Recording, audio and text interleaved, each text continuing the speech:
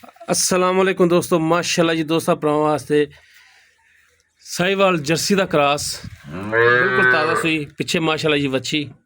VAT की video लैके हाजिर हैं। माशाल्लाह जी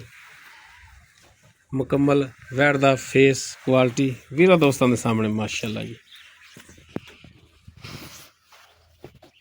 माशाल्लाह रुक रुक का थन लग्या है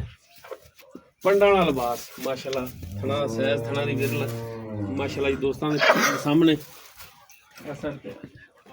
बिल्कुल माशाल्लाह जी ताज़ा सुई मच्छी दी बड़ी आउट क्लास मच्छी जनाब ए मच्छी जर्सी का क्रॉस मच्छी माशाल्लाह जी भाई माड़ा छड़ा जी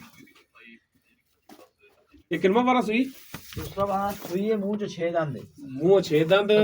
बच्ची वारा दूजा सुई ते पिछे माशाल्लाह जी वच्छी बाकी टोर फेर के वीरां नूं दिखा देने माशाल्लाह जी टोर फेर तसल्ली करन वीर दोस्त माशाल्लाह जी 16 ने जानवर टोर फेर दे विच ले हो जी पिछे ले बोलो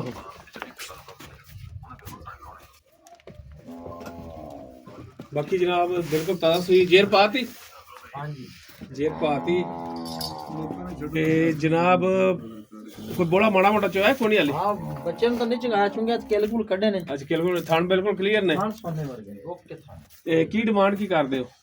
375 375 हां जी कमी पेशी हो जाएगी मौके तो हो जाएगी। हो जाएगी लो जी नंबर स्क्रीन पे चल रहा दूजा वारा सुई पीछे माशाल्लाह जी वच्छी और जनाब 3,75,000 इसकी डिमांड है कमी पेशी इंशाल्लाह हो जाएगी। वीर नंबर पर रब्ता कर सकते हैं। लोकेशन जनाब आरी वाला है। मिलने एक नवी और बेहतरीन वीडियो नाल। अल्लाह हाफिज़।